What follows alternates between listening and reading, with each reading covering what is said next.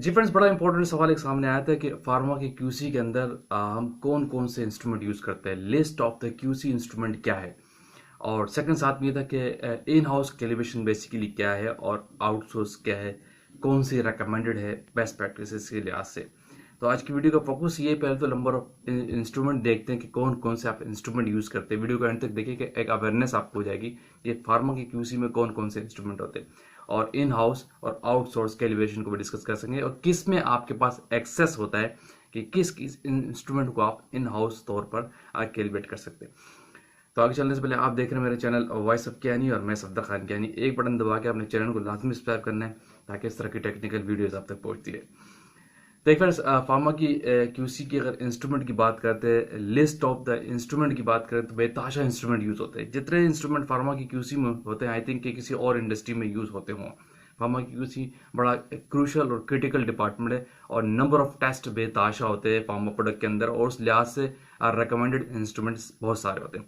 तो one by one थोड़े instrument को डिस्कस करते हैं और फिर कैलिब्रेशन की बात करते हैं। देखिए, फार्मा की क्यूसी के अंदर आप सबसे पहले अगर इंस्ट्रूमेंट की बात करें, उनकी उन पर ऑपरेशन भी डिस्कस करेंगे साथ साथ, कि जो डिसोल्यूशन ऑपरेटर्स आप यूज़ करते हैं, जिसमें आप किसी भी प्रोडक्ट का पर्सन कितने परसेंट एक खास पर्टिकुलर टेम्परेचर और प्रोवाइडेड कंडीशन पे टेबलेट कितने परसेंट डिजॉल्व होती है वो चेक करते हैं, जिसको हम डिसोल्यूशन ऑपरेटर्स कहते हैं। दूसरा इसी से रिलेटेड इंस्ट्रूमेंट होता है डीटी ऑपरेटर, जिसमें आप ये चेक करते हैं कि जो आप टेबलेट या कैप्सूल होता है वो एक खास टेम्परेचर पे खास टाइम पे किस तरह वो ब्रेकअप होती है, यानी फ्रेगमेंट का फिनोमेना चेक कर रहे होते हैं डीटी ऑपरेटर्स। ये नंबर 2 इंस्ट्रूमेंट है। तीसरा इंस्ट्रूमेंट आप पीएच मीटर यूज करते हैं, इसमें आप किसी भी सॉल्यूशन की, सिरप की या इंटरमीडिएट स्टेट का जो सैंपल होता है उसकी पीएच चेक करते हैं। जो आपका स्केल होता है 0 to 14 के दरमियान, एसिडिक मीडियम भी हो सकती है, बेसिक भी, और क्या कहते हैं न्यूट्रल भी पीएच भी होती है। फिर आप कंडक्टिविटी मीटर भी यूज करते हैं, जो आप किसी भी वाटर के अंदर स्पेशली WFI होता है उसकी कंडक्टेंस नोट करते हैं। माइक्रोसीमेंस पर सीएम होता है। ये वेरी इंपॉर्टेंट इंस्ट्रूमेंट है। ये बेसिकली ट्रेसेबिलिटी के लिए भी यूज होता है। इसके अलावा आप TOC का इंस्ट्रूमेंट भी होते हैं, जो टोटल ऑर्गेनिक कार्बन कहते हैं, जो आप खास WFI के लिए यूज करते हैं। इसके साथ आपके पास सीप शेकर्स का भी एक छोटा इंस्ट्रूमेंट होता है, जिसपे आप अपने सॉल्वेंट वगैरह को डिसॉल्व करते हैं, ऑटोमेटिकली वो शेक हो रहा होता है। इसके अलावा इसके साथ आपके पास एक फेरेबिलिटी का भी अपरेटस होता है इंस्ट्रूमेंट, जिसमें आप ये चेक कर रहे होते हैं कि जो आपकी टैबलेट से खास RPM पे उसको रोटेट करते हैं और कितने परसेंट वो टूटती है। जो 1% से ज़्यादा नहीं होना चाहिए टैबलेट के, खास 20 टैबलेट्स या एक वेट लेते हैं खास, उसके लास्ट टेस्ट फॉर्म करते हैं। इसी के साथ एक हार्डनेस टेस्टर का भी इंस्ट्रूमेंट होता है, जिसमें आप टैबलेट की हार्डनेस चेक करते हैं। ये भी हर लेबोरेटरी में अवेलेबल होता है। ये छोटे इंस्ट्रूमेंट है जो हर फार्मा की क्यूसी के अंदर होते हैं। इसके अलावा मेगा इंस्ट्रूमेंट पे आ जाते हैं तो आपके पास FTR का इंस्ट्रूमेंट होता है, जिसमें आप चेक करते हैं किसी भी कंपाउंड का फंक्शनल ग्रुप के लिहाज से आइडेंटिफिकेशन कर रहे होते हैं। ये मेन फोकस करता है फिंगरप्रिंट रीजन्स पे, और एक SOP है, एक प्रिंसिपल है इसका, उसके अंदर फॉलो करते हैं, और रॉ मटेरियल की टेस्टिंग के लिए खासकर आप यूज करते हैं। इसके अलावा और आगे चले तो आपके पास UV का इंस्ट्रूमेंट होता है, स्पेक्ट्रोफोटोमीटर होता है, जिसमें आप आइडेंटिफिकेशन भी लगाते हैं और एसे का टेस्ट भी आप परफॉर्म करते हैं, जो बियर्स लैम्बर्ट्स लॉ को ओबे कर रहा होता है। और आगे चले जाते हैं तो आपके पास सबसे ज़्यादा यूज होने वाला इंस्ट्रूमेंट, जिसको हम कहते हैं HPLC, high performance liquid chromatography या हाई प्रेशर लिक्विड क्रोमैटोग्राफी। ये तो कॉमनली यूज होने वाला इंस्ट्रूमेंट है बहुत ज़्यादा, जिसमें आप एक सेपरेटिंग टेक्निक है ये बेसिकली, और जिसमें आप किसी भी कंपाउंड के अंदर से एक खास अपने रिक्वायर्ड इंग्रेडिएंट को आइसोलेट कर देते हैं on the basis of polarity, on the basis of different functions. आप कॉलम यूज करते हैं, वाइल्ड फेस यूज करते हैं, पोलैरिटी के बेस पे आपका कंपाउंड इल्यूट हो जाता है, और एसे का टेस्ट खास परफॉर्म कर रहे होते हैं, और आइडेंटिफिकेशन के लिए भी ये इस इंस्ट्रूमेंट यूज होता है। इसके अलावा फिर गैस क्रोमैटोग्राफी का भी इंस्ट्रूमेंट होता है। हर इंडस्ट्री में होता है ये, हर इंडस्ट्री में नहीं होता, ये डिपेंड करता है।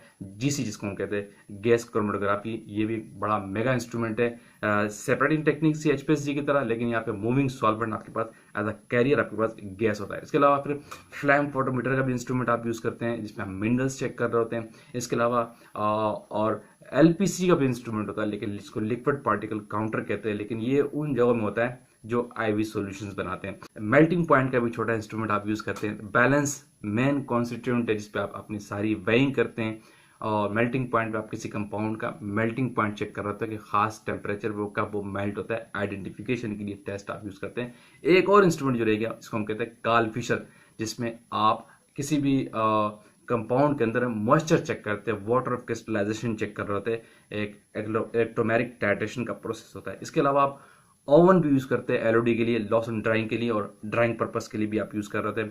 इसके अलावा स्टेबिलिटी के चैम्बर्स यूज़ होते हैं आपके पास, जिनमें आप अपने स्टेबिलिटी सेक्शन में लोग अपने सैंपल्स रखते हैं, एनुअली स्टडी करते हैं 6 मंथ पे, बाई एनुअली सारे एक प्रोटोकॉल एक इंटरवल के तहत वो टेस्टिंग कर रहे थे। ये वो सारे इंस्ट्रूमेंट हैं जो आप फार्मा की क्यूसी के अंदर नॉर्मली यूज होते हैं। अच्छा, बात रही इन हाउस कैलिब्रेशन की, तो मोस्टली 90% आप इंस्ट्रूमेंट जो है इन हाउस कैलिब्रेट कर सकते हैं, सही है। और बहुत सी इंडस्ट्रीज में होता है, लेकिन ये ऑडिट पॉइंट ऑफ से इस चीज को जब आप देखते हैं तो एक वीक प्रैक्टिस काउंट होती है इन हाउस कैलिब्रेशन। इसीलिए रिकमेंडेड ये है कि आप इन इंस्ट्रूमेंट को आउटसोर्स से कैलिब्रेशन कराएं। तो इन सारे इंस्ट्रूमेंट को आप इन हाउस भी कैलिब्रेट कर सकते हैं अगर आपके पास टूल्स है, ठीक है। और बहुत सी इंडस्ट्रीज में हो रहा होता है, लेकिन यहाँ पे रिकमेंडेशन ये है कि ये एक वीक प्रैक्टिस काउंट होती है, अच्छी प्रैक्टिस नहीं है। जो कंपनी कंप्लायंस में होती है, CFR 21 पे होती है, तो उनकी बेस्ट प्रैक्टिस ये होती है आप आउटसोर्स से कैलिब्रेशन करिए, थर्ड पार्टी से इन्वॉल्व कैलिब्रेशन करवा के उसकी सर्टिफिकेशन ले। आल्दो के सारे इंस्ट्रूमेंट आप खुद भी कर सकते हैं। आपके अंदर यूएसपी के अंदर यूएसपी चैप्टर 621 के अंदर आई थिंक ये सब चीज़ें डिफाइन है कि आपने स्पेक्ट्रोफोटोमीटर को किस तरह कैलिब्रेट करना है, जिसमें आप डाइक्रोमेट का सोल्यूशन बनाते हैं। आपने डिसोल्यूशन को किस तरह कैलिब्रेट करना है, उसके लिए आपके पास टैगोमीटर होना चाहिए, कैलिब्रेटेड थर्मामीटर होना चाहिए। DT अपरेटस को आप कैसे कैलिब्रेट कर सकते हैं, उसका भी आपके पास स्ट्रोक्स आप चेक करते हैं। फाइब्रेटिव अपरेटस को भी आप खुद से कैलिब्रेट कर सकते हैं, HPLC को भी आप खुद से कैलिब्रेट कर सकते हैं, लेकिन आपके पास अगर स्टैंडर्ड्स है UV को भी, और कुछ ऐसी चीज़ें जैसे कि मेल्टिंग पॉइंट है वो आप आउटसोर्स से कराते हैं। उसके बाद नॉर्मली इंडस्ट्री के पास टूल्स नहीं होते, और ये इसलिए इस चीज़ को आप कुछ चीज़ें हैं जो आप बाहर से कराते हैं। गैस क्रोमेटोग्राफी में लोग आउटसोर्स से सर्विसेज ले रहे होते हैं, लेकिन बात वही है कि आप इन तमाम इंस्ट्रूमेंट को इन हाउस भी कर सकते हैं। 95% तक इंस्ट्रूमेंट को आप कर सकते हो, बहुत सी इंडस्ट्रीज कर रही होती है, लेकिन बात वही है कि थोड़ी सी वीक प्रैक्टिस काउंट होती है, अच्छी प्रैक्टिस नहीं होती है। रिकमेंडेशन ये है कि आप आउटसोर्स से करें। तो फ्रेंड्स, ये एक क्यूसी की लिस्ट थी जिससे लोग पूछ रहे थे कि किस तरह के इंस्ट्रूमेंट होते हैं, क्यूसी में बेतहाशा इंस्ट्रूमेंट यूज होते हैं। Number of list of instrument में आपको गिनवाई, अगर कोई रह गया हो तो आप कमेंट्स में बता दीजिएगा। ये सारे वो इंस्ट्रूमेंट है जो आप क्यूसी के अंदर यूज करते हैं और इनकी कैलिब्रेशन आउटसोर्स से करवाते हैं अच्छी प्रैक्टिस के तौर पर, लेकिन इन हाउस भी आप कर सकते हैं। ठीक है, वीडियो का एंड करते हैं। होपफुली वीडियो आपने लाइक की होगी, तो कमेंट्स कीजिए, शेयर कीजिए, और जरूर चैनल पे न्यू अगेन कहूँगा, चैनल को लाजमी सब्सक्राइब कीजिए ताकि इस तरह की टेक्निकल वीडियोस आप तक पहुंचती रहे। Thank you for watching. अल्लाह हाफिज़।